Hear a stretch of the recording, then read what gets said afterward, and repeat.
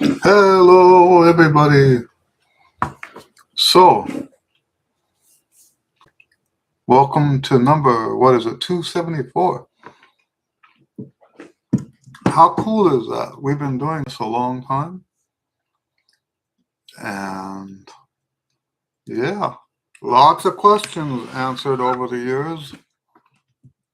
I remember uh, when my mom was still alive, I would travel to go see her in Phoenix. And we would do the Q and A out on her back patio. Some of those were really very cool too. All right. Anybody got questions to get us started? I did want to tell you guys that there is my album is coming out this week. Finally. Hello, Karen. Finally, the album is coming out.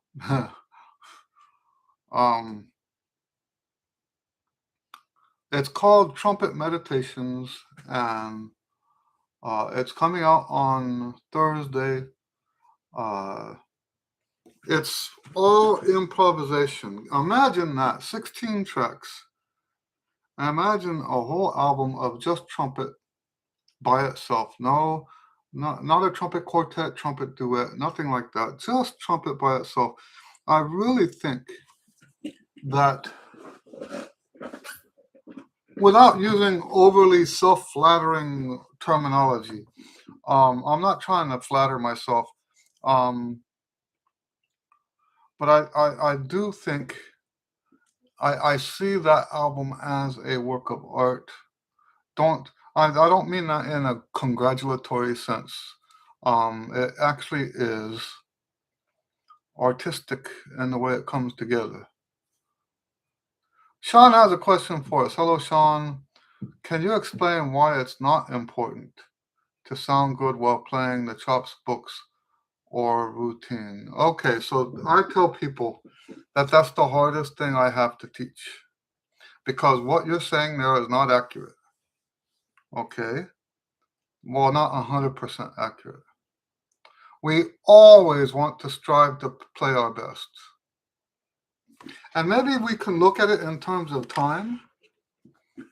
What we have, when we sit down to do the routine, the exercises that are in front of us, in other words, time-wise, the exercise we're about to do, I want you to care completely. And while you're actually playing it, I want you to strive to play it the best that you can play it. But once you reach the end, and remember the rule is just keep going, right? And in a sense, I like to tell people, in a sense, it's a form of torture. Because I want you to care. I just don't want you to stop and do something about it.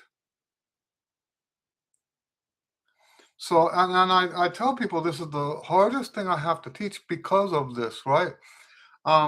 Because a lot of people interpret it as, oh, it doesn't matter how good we sound. It doesn't matter how good we do. Just do the exercise. No, if you do that, you're not going to get any benefit out of the exercise. It's that torture that makes us better.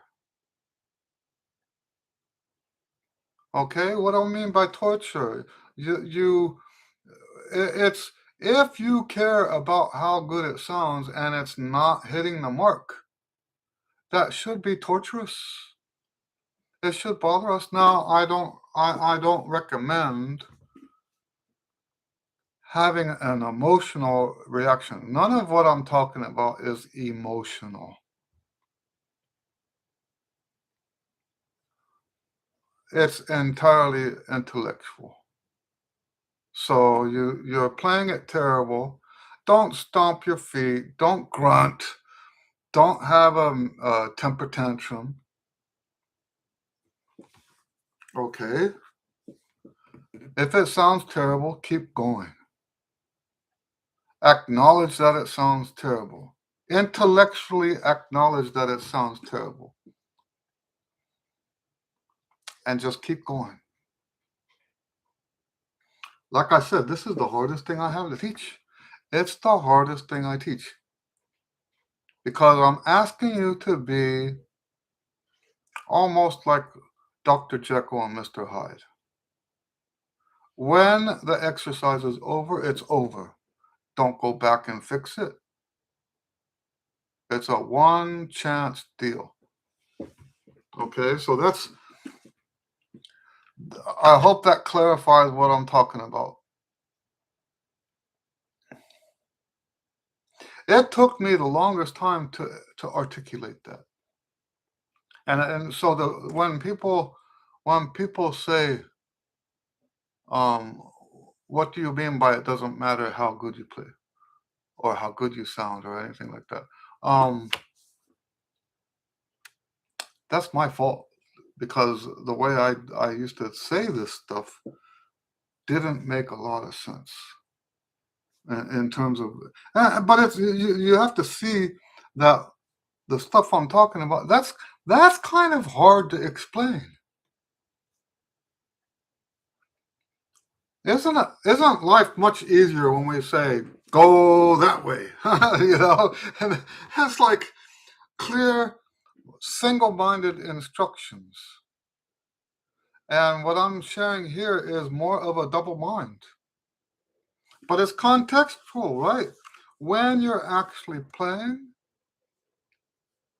you just keep going, and no matter how much you don't like it. All right, Cardo. Hello, Cardo. Happy New Year, Eddie and friends. Happy New Year. This holidays, I took a break from the trumpet for 2 weeks. Today, I have my first gig after vacation. I feel really great and refreshed with a new spark in my sound. Yeah, very nice. That puts me in the category of a muscular that's muscular. That's hardcore muscular. And if you have a bad day when you get back, doesn't necessarily mean that you're not muscular either.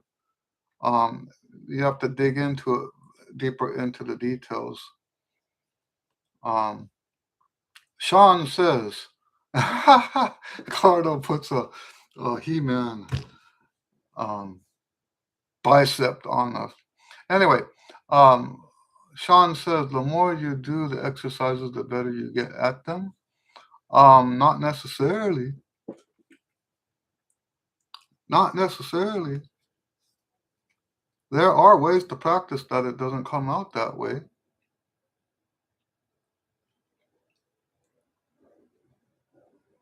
So let's talk about that, right? If you're making a lot of mistakes, you're going too fast.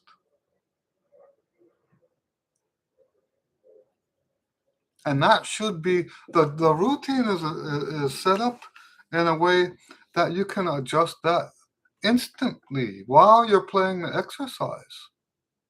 So, like for example, if you're taking the tonalization studies too fast and you're missing notes and stuff like that, you can slow down during the exercise. You can slow down during the exercise. So here's where, if you misunderstood me, which, like I said, is my fault if you did. If you misunderstood me and you thought that I said it was okay to sound terrible and to make mistakes and all that stuff, if that's what you got out of what I said, and you just plowed through the exercises, da da da da da da da da da da da da da da da da da, with all kinds of mistakes and stuff like that, then that can lead to no progress whatsoever.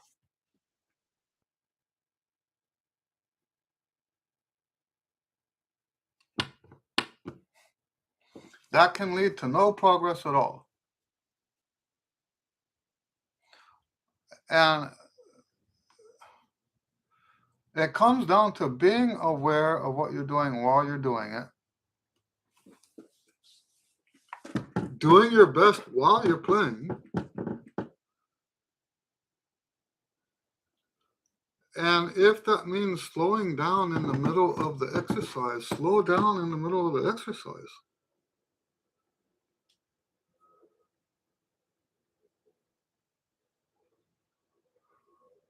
Karen says, does that include keeping going when missing notes, either the fingering or the just the note? So,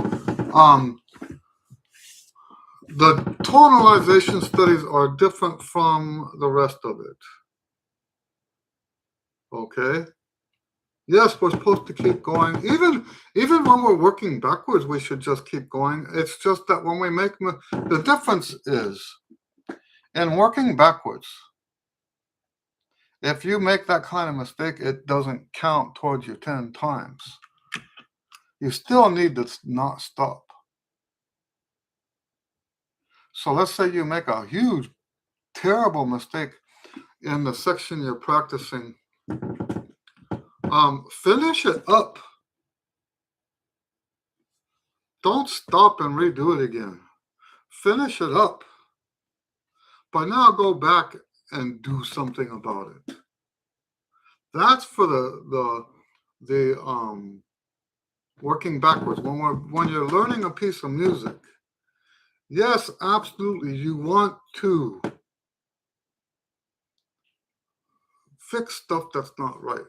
It's an entirely different attitude from doing the exercises.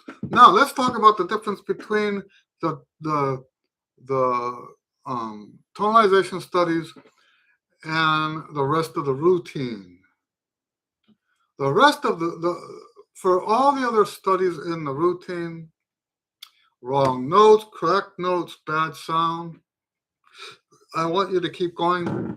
Like I said, slow down. Slow it down. And I mean slow it down a lot if it needs to be a lot. But don't drill the exercises. Drilling rudiments like that can be such a huge mental trap. It's a huge trap. And it will suck up all the time. It's like what my mom said. I was so terrified when my son was born. And I said, I don't know that I know enough about raising a boy. I don't know. I don't know what to do. And she goes, this is some of the best wisdom I ever got from my mom. She says, don't worry about it. You grow with the child. And it was absolutely true. It was absolutely true. Um, the all the stuff that you need as a good parent isn't going to be there that first day, right? So, anyway, I see it the same way here. You know, um, don't don't drill the exercises in the. Let me tell you guys an anecdotal story about my book. This has to do with the first book, the daily routines, which isn't actually the first book. I call it my first book because the actual first book was an absolute failure for what I wanted it to be. But anyway, so um, what was I saying? Talking about this. When I wrote the first book, I sent it to a friend of mine in El Paso. He liked it so much that that's all he practiced for months. That's all he practiced was out of that book for months.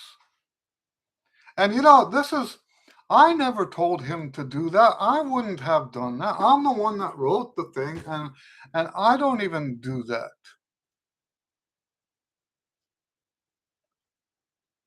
But he did, and it ruined his playing. It ruined his playing. He went off to a different school in Boston, and they told him stop playing that stuff and don't ever go back to it. And you know that's not really fair because it wasn't those exercises that caused him to start playing badly. It wasn't those exercises. It was the fact that he was. Those exercises are totally unmusical, especially the old ones. There's no music in them whatsoever. Let me tell you my theory about that. Um, when we play music, we're supposed to be thinking about as many as 50 things at the same time. And that's not even once we get into the ensemble. Once you get into an ensemble, you add more to that 50. Our mind and our bodies need to be able to do tens of different things while we're playing. And it's our mind that controls that. When we play exercises, we don't get that. When we play exercises, we just get one or two things at a time. All we have to do is one or two things at a time while we play. Especially my exercises, right? When you play music, so let's put it this way. You can get great at playing exercises and sound terrible playing music. And the reason for this is because music takes up more of your mind. Exercises are important because with the exercise, we focus on something. And when you're playing music, you don't have the opportunity to focus on a single thing. With the exercise, you have that opportunity. When you're doing the tonalization studies, the whole point is to work on the fingerings and the intervals and all that, right? We're not so concerned about the sound and flexibility and accuracy. We're not so concerned about that for that exercise. And now what we are concerned about is air. We've talked about that before. But anyway, yes, that's why I teach the whole 50% thing. And because I do teach the 50% thing, I have the luxury to say, don't drill the exercises. Because you're going to do that kind of drilling in your music.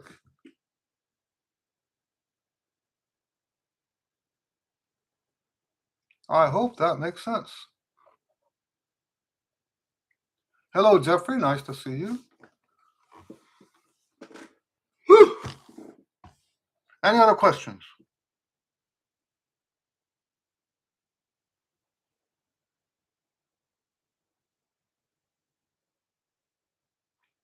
That's really what most of the lesson is for, by the way. It doesn't look like we're doing anything in the lesson. If you were to have no context and you had a video showing what we do in the lesson, it would look like we weren't doing anything at all.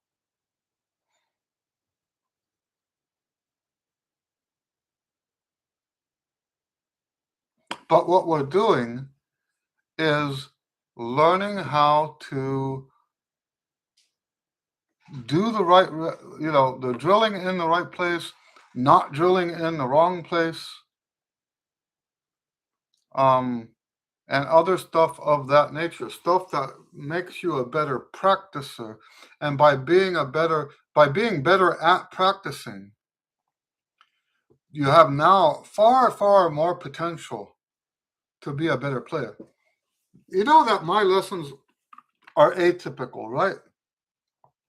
I've heard people say, yes, we're going to teach you how to practice.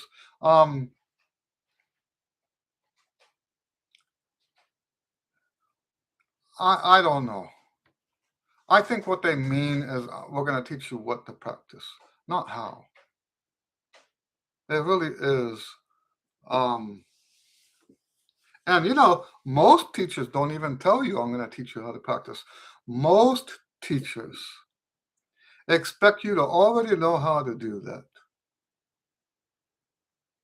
They expect you to already know how to practice, even though nobody knows. And they expect you to be able to play whatever it is they assign to you the next week without any help with how to practice.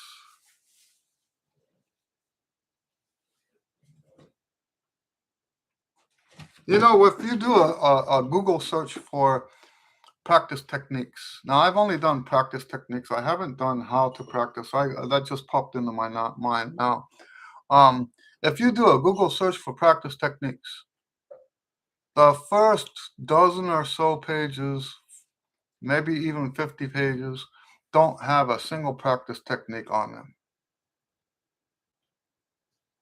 They talk about stuff like make sure your room is the right temperature, always use your favorite pencil, ridiculous stuff like that. None of that is a practice technique. Practice technique is nuts and bolts. Do this first, do that second, do that third, do that fourth. That's a practice technique. Most people, when they practice, all they do is try to get the music right. And the ones that can practice really, really good, isolate the problem sections and slow it down. That's about as complicated as most people get with their practice time. And I just told a student last night, it was his second lesson. I told a student last night, if you have to try when you practice, if you have to try to get it right, then you're not practicing right. You got it wrong. The whole point of practicing correctly is to make it easier so that you can repeat it correctly at least 10 times for each thing that you're doing. Repeat it correctly so that it's input into your mind correctly. If you have to try, it's not going to be correct. And now you're wasting your time. If you find that you have to try harder, you get it wrong, and now you're going to try harder to get it right, that's not how we practice. Okay? That's not proper practice.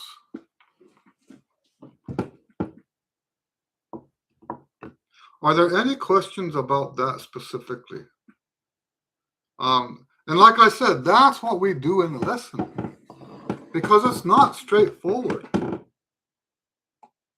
when to do what. I tell people I can teach you how to play trumpet. That doesn't take long at all. Learning how to practice, that takes a long time. Learning how to do the right way of practice, the right tool, right? So we talk a lot about working backwards because most of the time, that's the one practice technique that we use the most is working backwards. That's obviously not the only practice technique that we use. It doesn't, it's... Anyway, any questions about that? Or any other questions, really?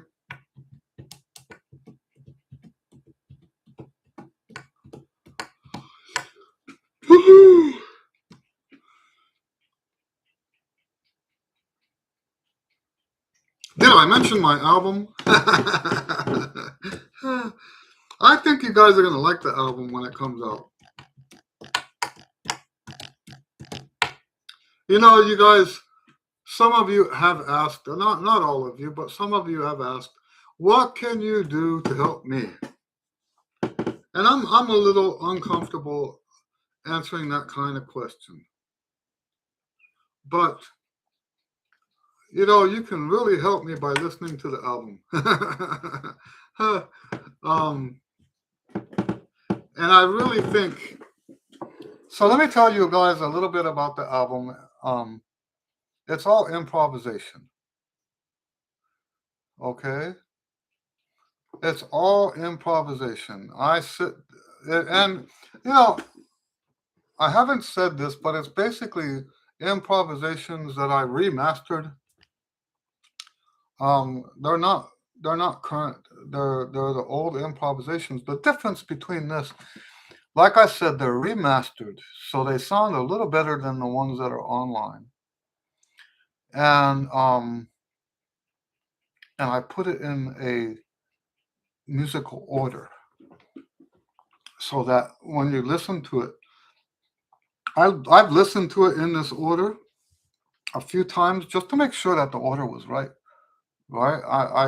I I do that with every album that I put out. I listen over and over and over again so that I can make sure that the order is correct, so that people who do end up um, listening to the album in order, a lot of people don't do that anymore. But if you do listen to it in order, it will actually have some meaning, musical meaning, right? It's put together like a symphony with movements, except that it's 16 movements. But it's put together so that you have an enjoyable experience and not just a ooh wow that's cool moment. If you actually listen to the whole album in order, you'll have a genuine musical artistic experience. Karen asks, is working backwards as effective when you already read through the piece from start to finish? That depends. Remember the quote that I read to you guys? I'm going to paraphrase now.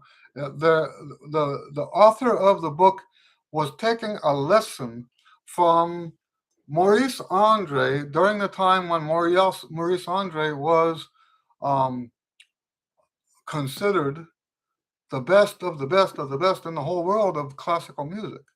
And the guy that wrote the book played through the piece the first time. And Maurice Andre told him, I don't think I would have played it that fast.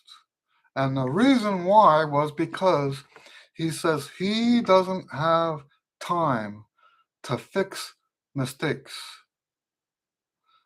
Let that sink in.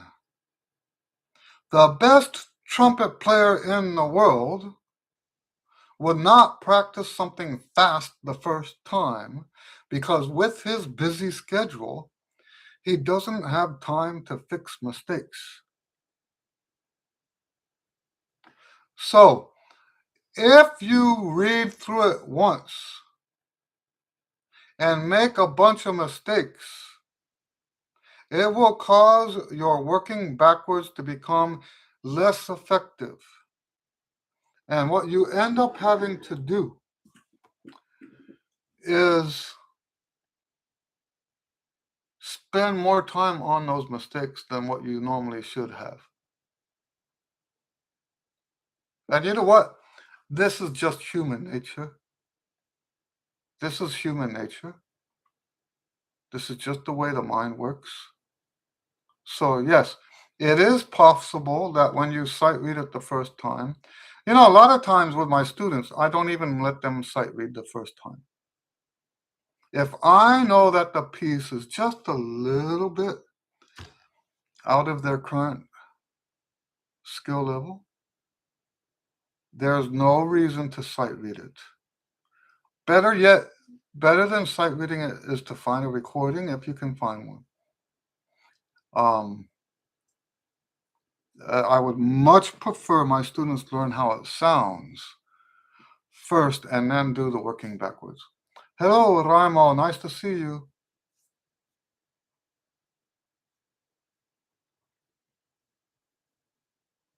Okay, so that what I'm talking about is not about band music, right? If and you can. Uh, I'm not saying that when you sight read it in band, that doesn't make it harder. Yes, of course, it makes it harder. If you had all kinds of mistakes when you sight read it in band, um, it will make that specific piece more difficult to learn.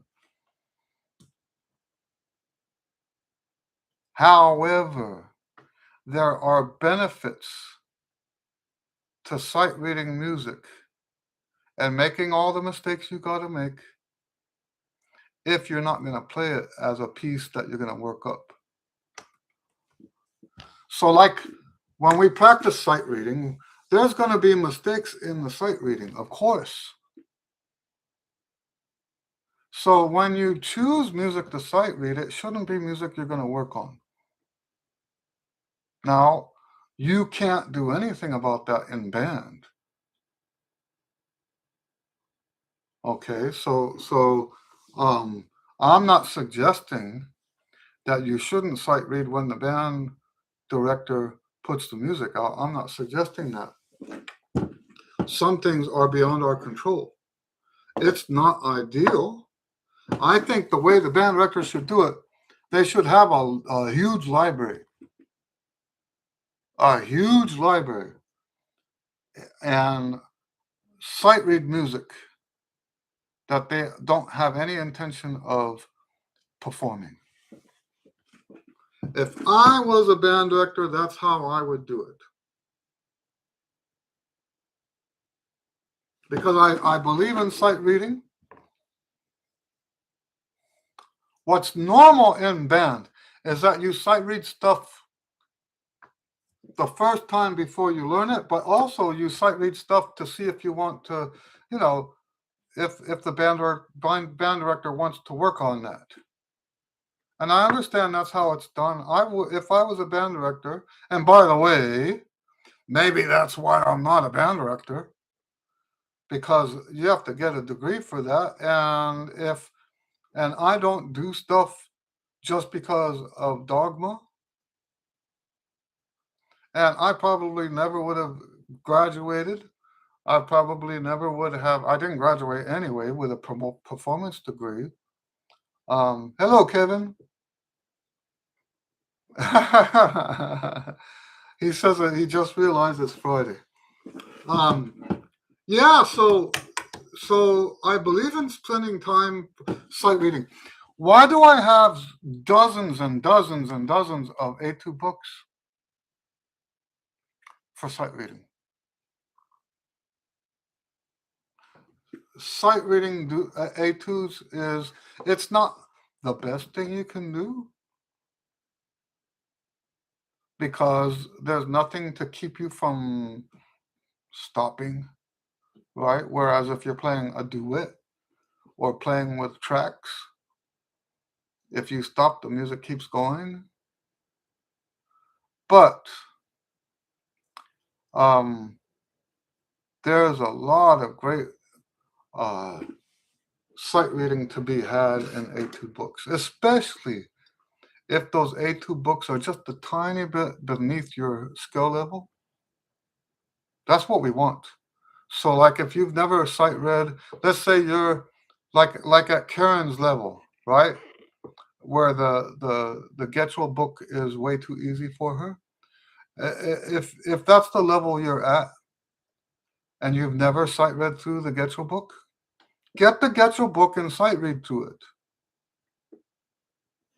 And I'm a firm believer in that kind of work. Um,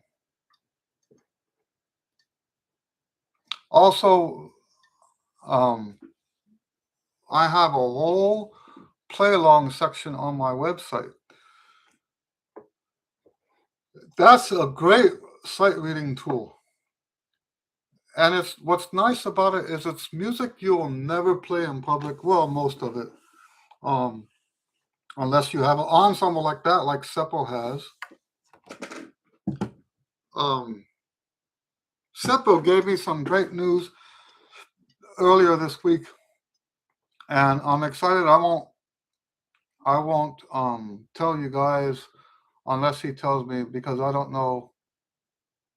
But anyway, he's doing something that I find to be a great honor. Um, he already honors me quite often just by playing my pieces. Um, I really have a lot of gratitude for Seppo for that. Um,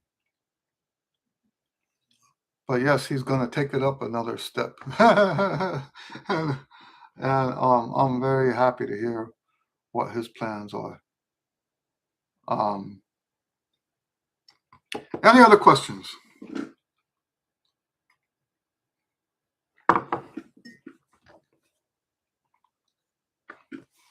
You guys want some tea? Let's have some tea. My wife keeps telling me, um, the British conquered the world on a cup of tea. I don't know where she got that. I think it's a saying, but I think this is rooibos tea. Do you guys know what rooibos is? It's a tea from some people call it red tea, I think. It's a tea from South America. They've actually tried to grow rooibos in other places and it doesn't work. How cool is that, right? How cool is it to have a plant that only grows where you are? They also have honeybush down there, and sometimes you can get a blend of honeybush and rooibos together. So neither one of those has caffeine, and that's why I'm drinking this right now. I'm sort of on a caffeine fast, except that I had the coffee yesterday, but that was the only coffee I've had in over 2 weeks. The only caffeine I've had.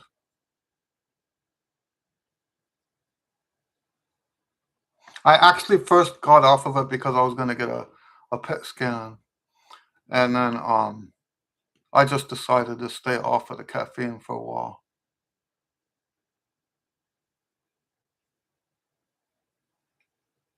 Even though the scan is done. Any other questions? This is like the longest silent period that we've had in a long time. You know, it's weird. I feel worse today from the dialysis, but I'm not sleepy. Let me tell you what has happened. Um, Today, my weight, they weigh you going in, they weigh you going out.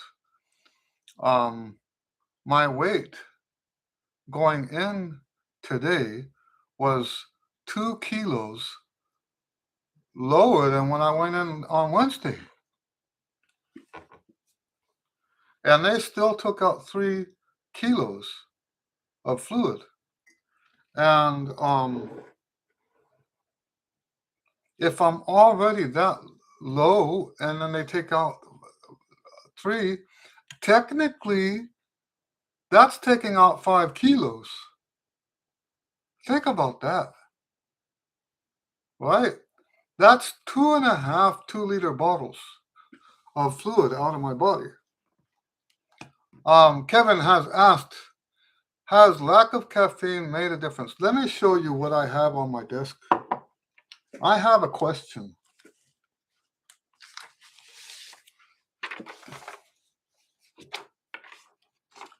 Does caffeine block memory making? And let me tell you where that came from. I was in a lesson. I had just had my coffee yesterday. I was in a lesson yesterday with my student in France. And so you guys know this, when I'm playing in the lesson, I point this way towards the bookshelf. And after 2 weeks of not taking caffeine, and then boom, there's a caffeine yesterday morning. I could tell that my mind wasn't working the same way. And I have concerns. Not, I wouldn't teach something like this. I remember when I was in college, I had people tell me that my trumpet playing would get better if I ate less sugar. And you know what the funny thing is about that? They didn't know how much sugar I ate. It's like that doctor visit I told you about, where the doctor says, eat less meat. They never asked me how much meat I eat. I'm not a vegetarian, but I never ate a lot of meat. I always believed that meat should be about 10%. Now I can't do that because um, in dialysis you have to eat enough meat to get the iron and the protein because they're taking it out all the time. So I've had to increase my meat intake from what I was doing before I got sick because I wasn't eating hardly any meat um, back before that. I'm not a normal American diet person, right? I don't eat that much meat. Well, I do now, but it's actually hard to get it down because I've gone so long um, not eating so much meat. So so anyway, talking about what it does, I'm sitting here and realizing that my mind isn't working the same and thinking, is this is it possible that this is causing a block to the learning process? Does the caffeine, I'm gonna have to do some research on it. So so I personally don't think that the caffeine makes that much difference for me. I was having trouble sleeping for a while. We don't have evidence that that was the caffeine. And in fact, every once in a while, I still wake up in the middle of the night. What was happening is I was waking up in the middle of the night and not going to sleep again until it was too late, and then I'm sleepy the rest of the day, right? Um, Let me keep going with the questions. A friend gave me Great Hymns for Brass by Roger Holtman. It's pretty easy to read through and enjoyable. You see, yeah, that's the kind of sight reading I'm talking about. That's It's better, believe me, it's better to sight read something that you're not. Let me reword it. It's more beneficial to sight read something that you're not likely to make mistakes than it is to push yourself to the limit. Now, I understand there's a mental component to pushing yourself so that when you're under stress, you can still sight read something that might be a little bit above your level. Um, let's not let it be above your level. Let's do all the stuff that we teach to get it beneath your level. And that's how I think you get your sight reading up. It's not by sight reading harder and harder and harder stuff, but by sight reading stuff that's within your skill level. And it doesn't matter how simple it is, you're still going to get benefit. You know, I've been experimenting in my teaching for the students that come here to the house. I've been experimenting with my first two duet books. These are duets that these students can sight read with no mistakes. You should see the progress they make sight reading once they get through the second book. I've got hiccups, sorry. And I'm telling you, those books are well beneath those students' level. Did I ever tell you guys about that teacher? And I wish I could remember his name. For a while, he was superintendent of fine arts at HISD, Houston Independent School District. But when I met him, he was a band director at a junior high, and I was the trumpet teacher. And he asked me to pick out solos for the students. And every up until that point, every year I picked solos the way my teachers picked for me, just above my skill level, so that it would make me strive to go to the next level. Every teacher I had taught that way, all of them. This guy knocked me out with his request for me. He says, I want you to pick solos for these students that are just beneath their skill level. And he explained to me why he wanted that. He said that these students probably, none of them are going to be pro, most of them won't even go to college. A lot of them don't even make it past junior high, intermediate, middle school. He wanted them to have a positive musical experience. That's the exact way he said it. I want them to have a positive musical experience. He says these kids are going to be our patrons in the future. These kids are going to be the ones to fund our programs.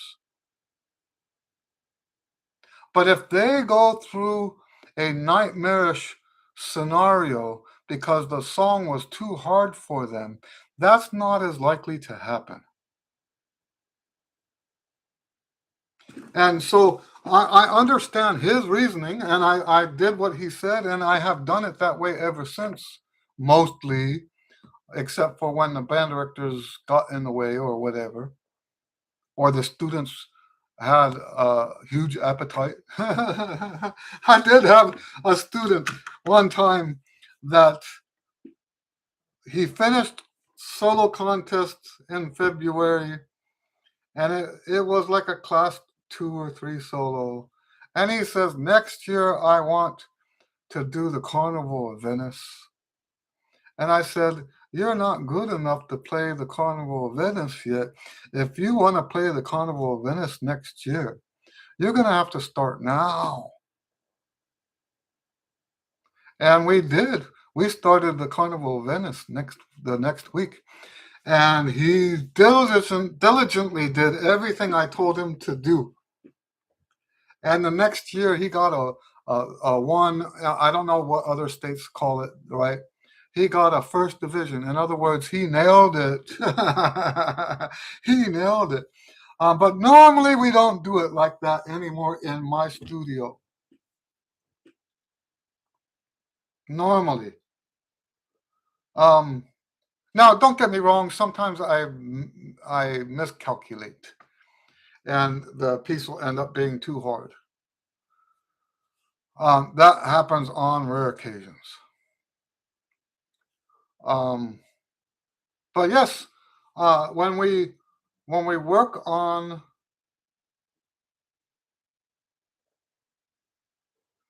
even when we're working on a piece for performance, we want it to be beneath our skill level, and I believe that makes us better players. I really do. Even more able to play fast, more able to play awkward intervals, as long as you're doing all the other stuff that I'm talking about too, like the tonalization studies, like the routine, like working backwards on a song.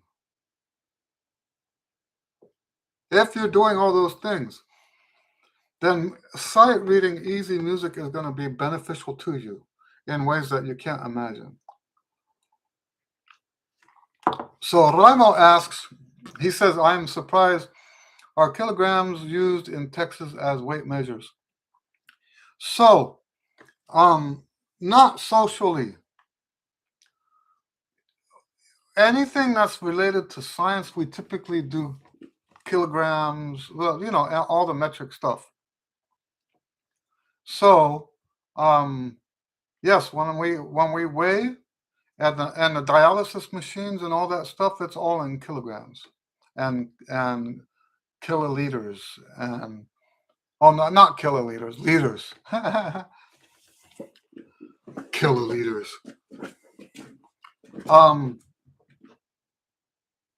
So yes, that's just an American thing. We live in two different worlds. I'll tell you the one I can't get used to. My wife has all of our um, thermometers set to uh, Celsius. Is it Celsius or I always get Celsius and centigrade mixed up. And I'm sorry. I when I'm in South Africa, I can read that because it's relative to that, right? And I know that 20. I know kind of where 20 is, and because it's relative to 10, right? And 10 is relative to 0. Um, but when I'm here, I'm trying to think in Fahrenheit. Maybe I should just stop doing that. And I don't get me wrong, I don't mind having it the thermometer is like that because it's more comfortable for her, right? She, this is a different world for her, and I don't mind giving in on that kind of stuff. Anyway, any other questions? We're almost done.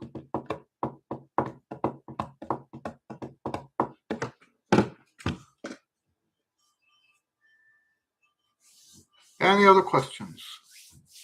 Did I mention my new album? Oh my. Seriously, I do think you guys are going to like it. But I'm just teasing you right now. You guys know I'm not into advertising like that. It is hard for me to say anything.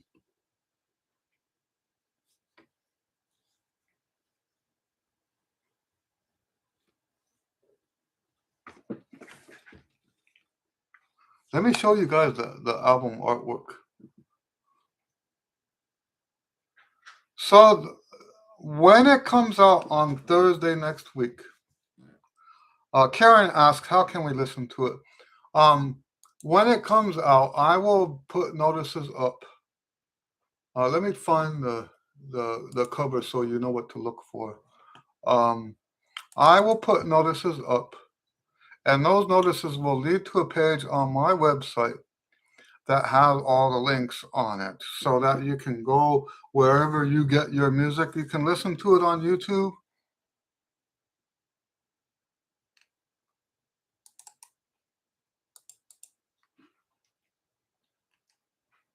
It's called Trumpet Meditations.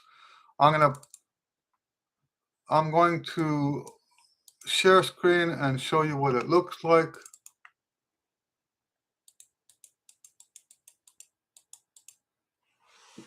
All right, let me share screen. We're almost there.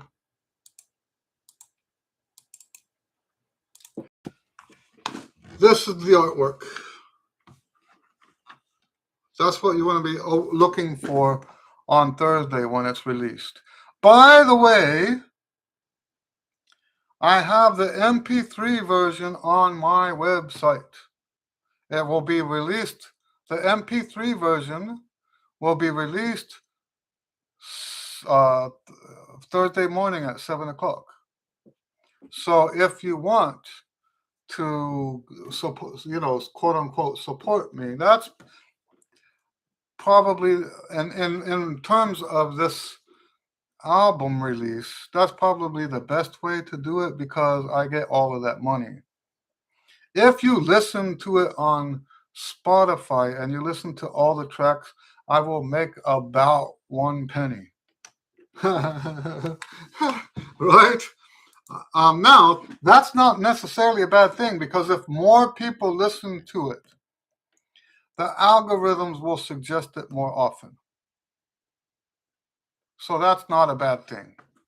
Okay, I'm not like that, but I do want to help you guys know what helps and what doesn't help, right? Um, and if you buy it on my website, it comes out as a zip file that you can unpack on your computer and listen to it as many times as you want for the rest of your life. I think that's an actual better deal. I don't know if I've told you guys, I do listen to stuff on YouTube mostly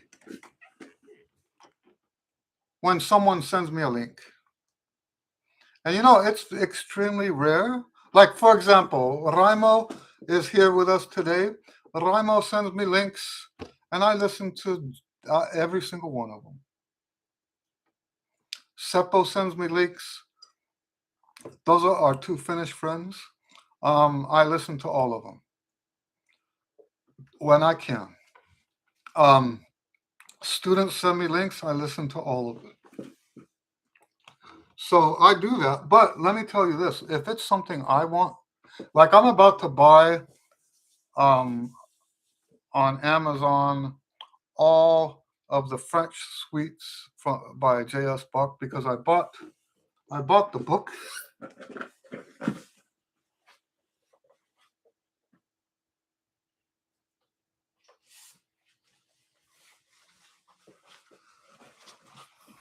I bought the book of the French suites. I don't know if you guys know what that is.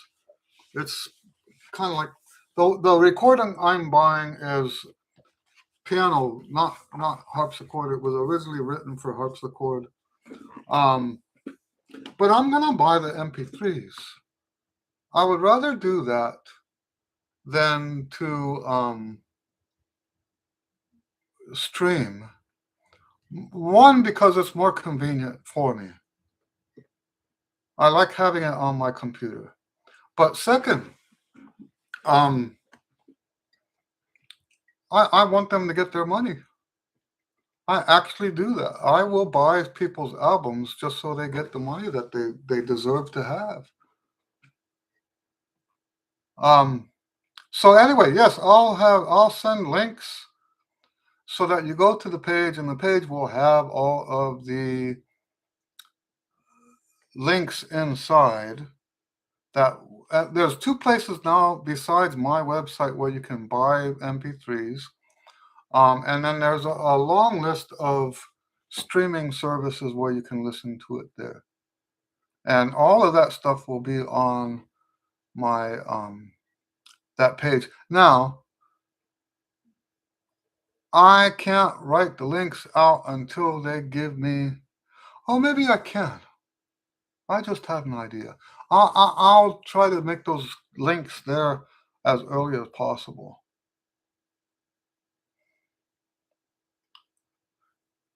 So Sean says, I just saw yesterday older video that you had that you're talking about playing over chords, and you have 3 books on triads. Are those books which I bought to be used for other things?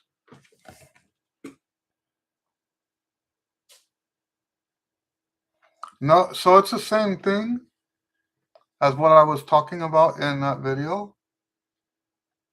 I don't know what you mean by other things. Yes, of course, you can use triads for a lot of stuff. So, yeah, so I just answered your other question, Sean. Sean says, how would the album be available to purchase? You can get it on my website, Tiger Music, as a download. And then there's Apple Music, and is it Apple Music or is it iTunes? I think it's iTunes. I forget which one's which. And then the other one is Amazon. You can download the buy the downloads on Amazon. Karen says, I'm pretty ignorant of much past CDs and the radio. All right, guys. Another great Q and A session. It's always nice to see you. Um, there's our newest cat photobombing the Q and A.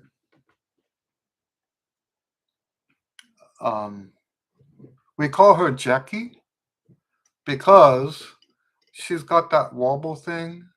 It's a wobble syndrome or something like that. I just read about it today. Um, and she can't run or walk straight. And so I call her Jackie after Jackie Chan because Jackie always does that drunken karate stuff, right? So we call her Jackie. Anyway, um, have a great weekend. God bless you. And like I said, keep an eye open for the album. I do think you're going to enjoy it a lot. Maybe if you listen to a lot of my tracks, you probably heard some of it before, but it's not the same. The package itself is a better package. So, anyway, God bless you guys. See you next week and have a good weekend.